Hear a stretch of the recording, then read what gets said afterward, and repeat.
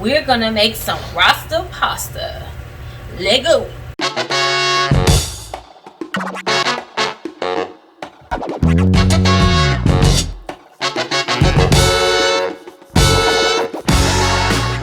Hey y'all, welcome back to Vanity's Kitchen.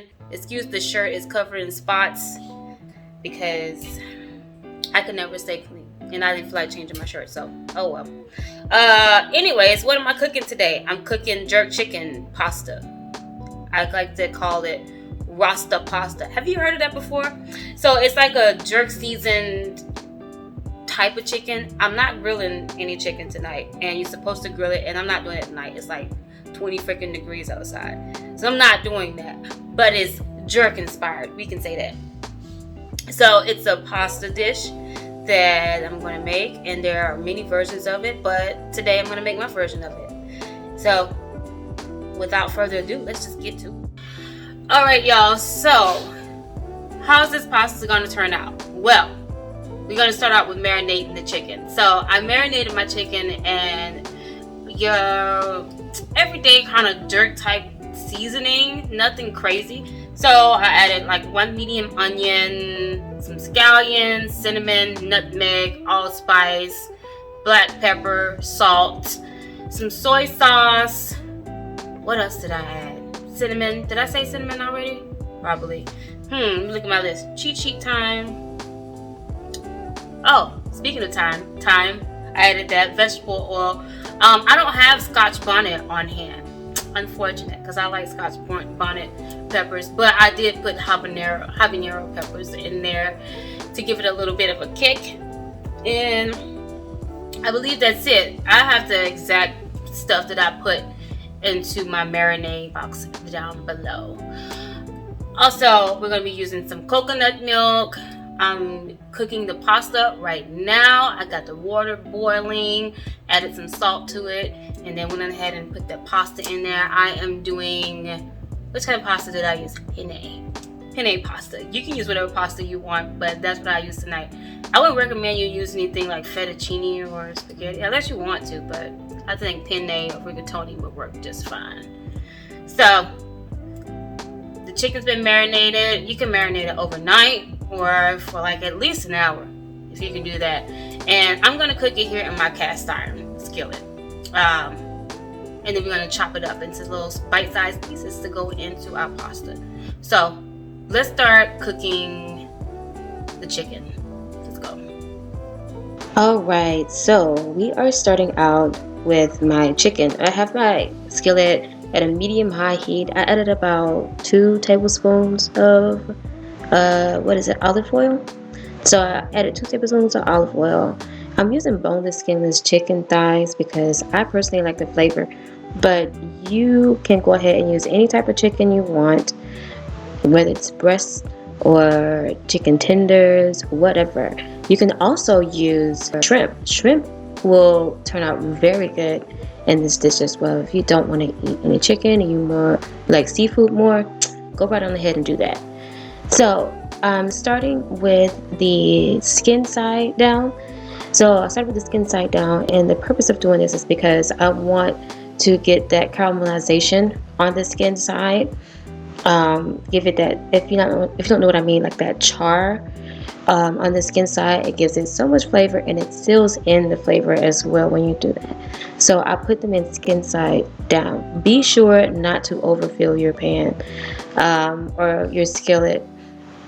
You don't want to drop down the temperature of the skillet. So make sure that you use maybe 4 to, depending on the size of your pan, but don't overfill it. You don't want to boil it.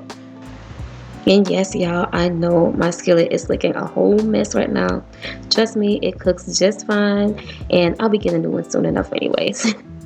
So anyways, we're going to go ahead and remove the chicken from the skillet, and we're going to let it rest for a couple of minutes. I do this because I want to let the juice settle into the chicken first before I cut it open, because I don't want it to lose all that flavor.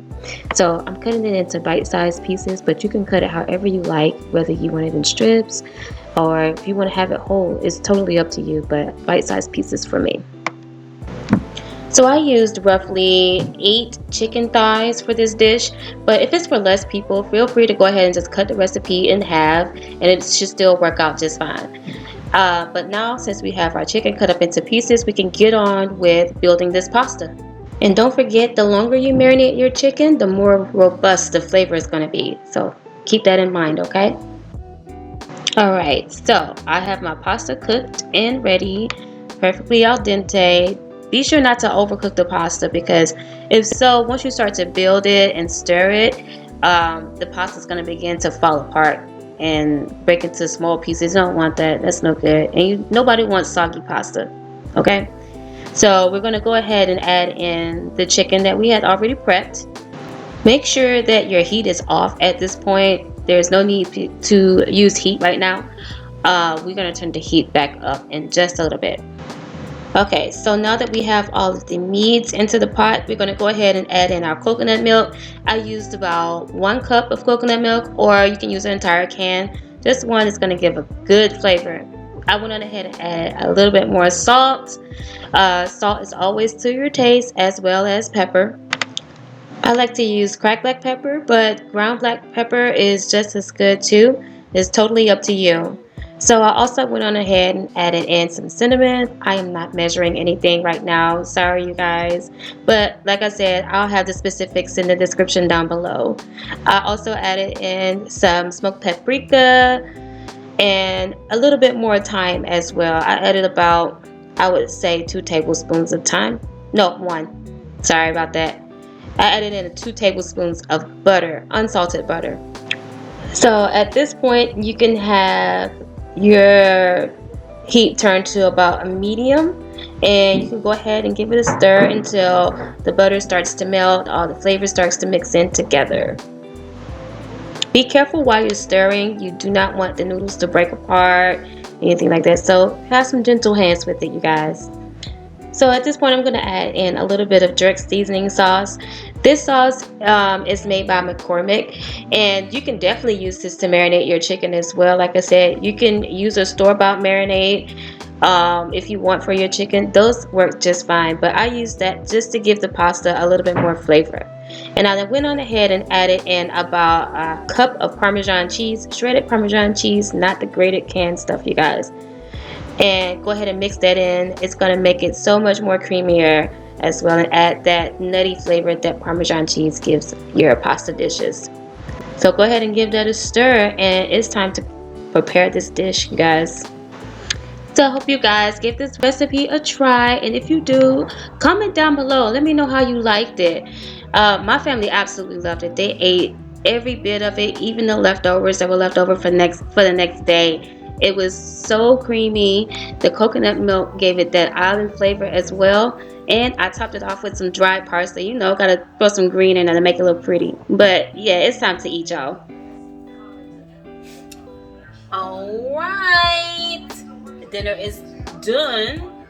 It's time to eat, y'all. My kids are hungry. They're starving. They're yelling and screaming. I have to feed them. So we're gonna go ahead and eat some dinner. I know y'all want some. So thank y'all. That's so good. Pat myself on the back. Thank y'all so much for checking out this channel. Thank you for checking out this recipe today. I hope you like it. I hope you give it a try. And if you do, let me know how it turns out. Let me know how you like it. In the meantime, if you're not subscribed, go ahead. If you like this video, give it a thumbs up and subscribe down below.